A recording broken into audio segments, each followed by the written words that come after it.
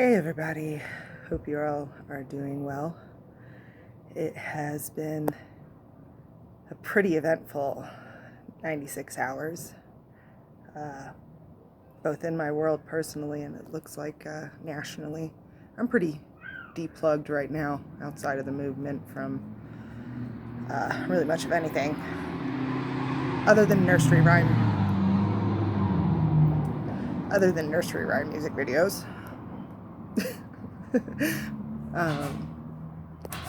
So I wanted to pause for a second from my own personal cause and address a second issue that is also very important to me, and that is the Black Lives Matter movement. I stand in solidarity with it unapologetically. If you have a problem with that, shove off. I used to live in Louisville, Kentucky in the mid-90s when I was about 9, 10, 11, 12 years old, and lived in J-Town in the Gaslight District. And people who know that area from that time can tell you a little more about that or back up some of the things I say, but definitely saw a lot of racial injustice in that area when it came to policing. And it started shaping my personal views about the role of policing in America and how inherently racist the system was back then, and how inherently racist a lot of the people that were allowed to wear the badge were. And I myself am a half Hispanic woman, so pretty white passing, pretty pale skinned, but I've always recognized the racial injustice that lives in America, and have always outspoken against it. It's part of the reason why I got sent to the programs was my racial injustice views clashed with my mother's. But we'll get into more on that later. It's not for here now. So I just wanted to pause for a second and say that I stand in solidarity with the Black Lives Matter movement. And like I said, don't care if you don't like that. Get over it. Move on.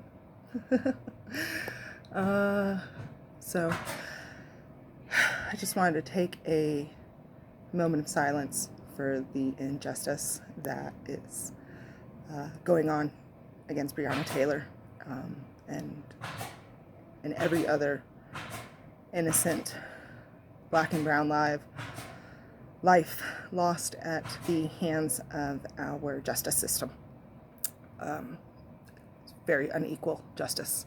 I know it's very unequal justice because I have watched these motherfuckers that have predated children and had them kidnapped and did all sorts of shit to them just get away. We'll get into that, how that's influential in this video.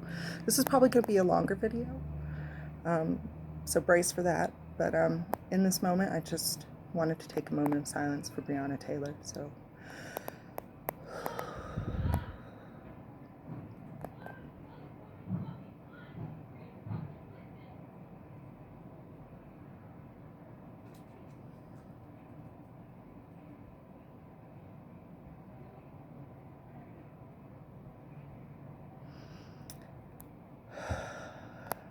rest in power, Breonna.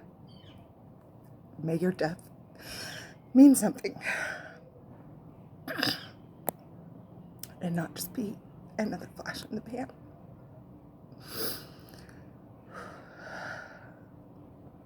Okay, sorry. Moving on, and not to callously move on, but just wanting to redirect onto a cause that I can do a whole lot more for as a white passing, ethnically ambiguous woman. I can't really do so much for Black Lives Matter movement, but I can do a hell of a lot more for breaking code silence. So that's why we're gonna return the focus onto that, and hopefully not take away and disrespect the death of Breonna in any way, and the Black Lives Matter movement in any way, but just I can only focus my resources and energy where I can be the most effective, and I think this is probably the most effective fight I can engage in. So like I said, this is kind of going to be a longer video, a more eclectic video. Yeah, started smoking again. Feel real bad about it. So to any brothers and sisters out there that have had to kind of revert back to some vices for a moment, I feel ya. It's okay. We will get through this. We'll get through this together. And past 96 hours has been really, really intense. I know I kind of touched in briefly 2 days ago with kind of my own mental health check, and this is kind of going to be a bit of a combination between that and some more verbal vomiting of my experience in the program. Gonna probably touch on a lot of things as long as I can keep my thoughts streamlined about it. A lot of stuff just is definitely coming up a lot more now. I've always remembered quite a lot. I journaled every day, so I tend to remember a bit more, but now just kind of the half-forgotten day-to-day memories that were still filled with just, some of them were filled with happiness with my sisters, and some of the moments that we could capture there to keep our sanity and make it through the day, and even in those moments there's still just that under-twinge of dread, fear. Because really, at any moment, you can, even on upper levels, you could lose it all and end up right on your face, being restrained for trying to raise your hand. So, a lot of those day-to-day memories are starting to come back too. And it's crazy because I've always been able to remember the very big and impactful stuff very clearly. But now, even just remembering all that day-to-day stuff so clearly and being reminded from fellow sisters and brothers of experiences and things like that has been intense. This has actually been a pretty ongoing process for me personally. And for a lot of us knew about Paris Hilton's documentary back in about March and April when news first broke about it, and have been slowly dealing with a lot of stuff coming up for us since then. I visited a sister that I hadn't seen in 19 years over the summer, and it was a beautiful experience to just be around somebody that had been through the programs with me, and that we had bonded very strongly together, and we were remembering many things. And hey, neighbor. Doing all right, neighbor. Sorry, my neighbor just went walking past. Sorry. But it was beautiful to see my sister. Painful because we were remembering a lot of things, but very supportive because we had been through a lot together. So very beautiful in the end. So for me, a lot has been going on actually for about the past 6 months, really, and it's probably coming to a collective head at this point because of the breaking code silence, and now it's on the public eye, and Paris Hilton's documentary. So just trying to really kind of gather my thoughts on a lot of things. And the first thing I want to address is common questions that get brought up, because there's when people hear these stories, they think that there's an exaggeration to it, or because it just can't be real. This can't possibly have happened to people. But it did. It did. And so when a lot of people ask, they're like, well, you know, what led to you being sent to the program? And you know, you can get two different answers to that question. My parents would tell you more than likely that I was an out of control runaway, and I was doing drugs all the time and skipping school, and that I was disrespectful, that I was rebellious,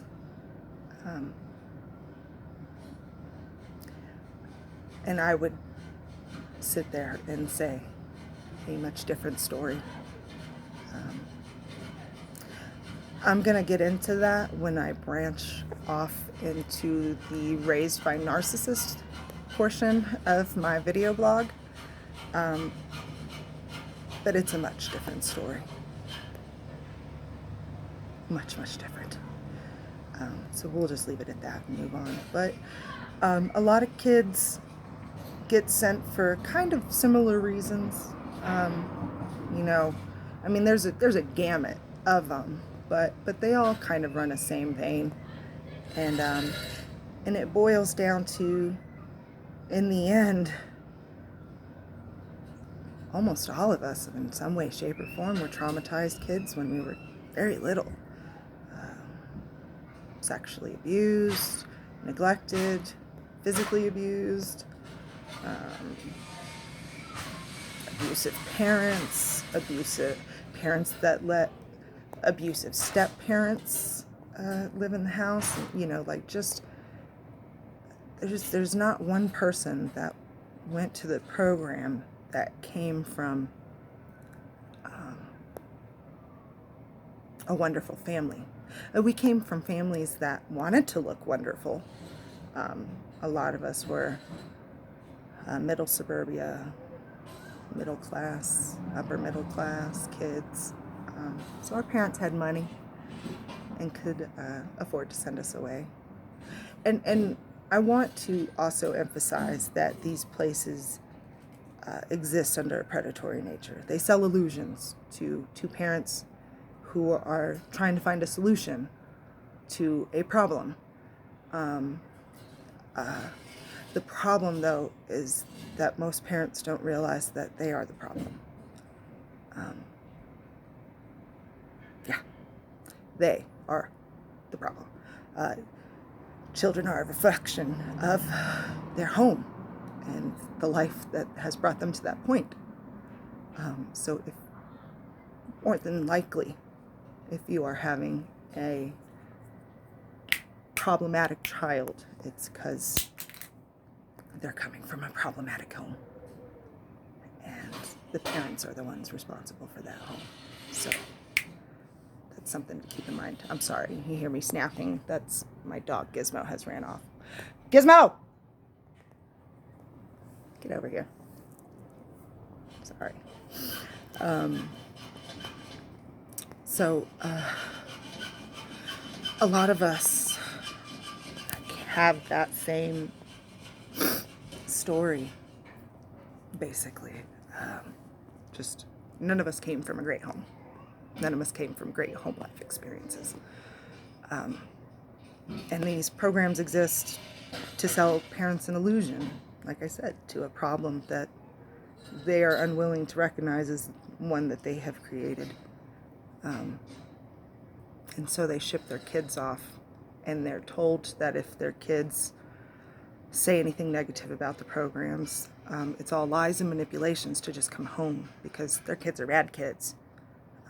So they're liars. They're, thieves. And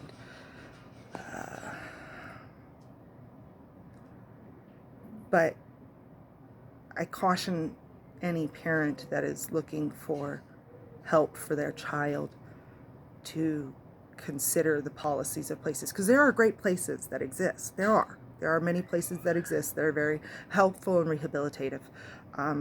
They will allow you to communicate with your children from day one.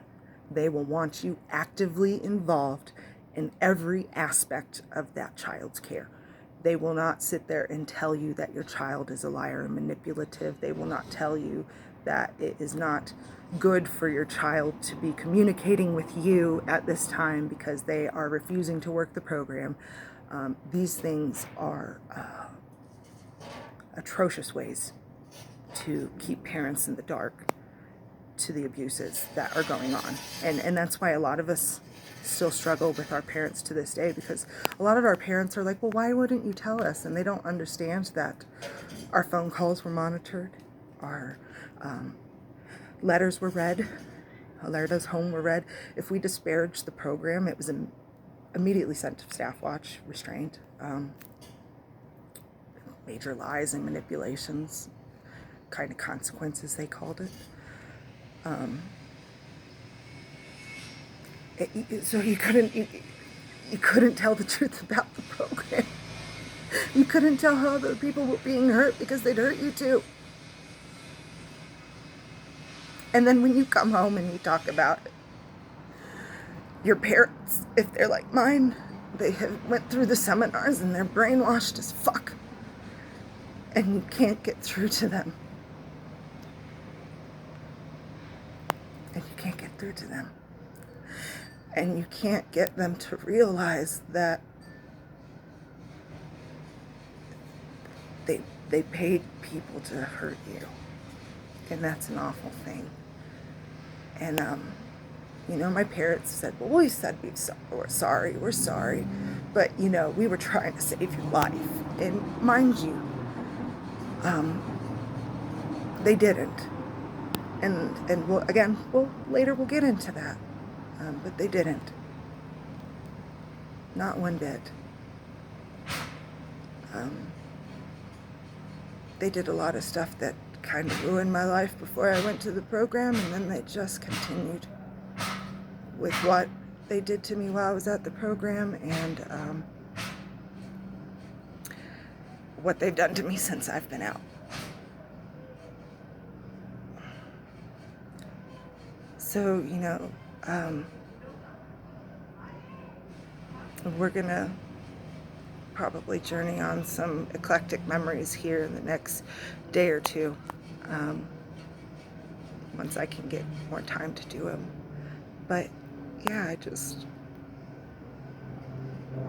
brace yourself, because if you thought it was bad so far,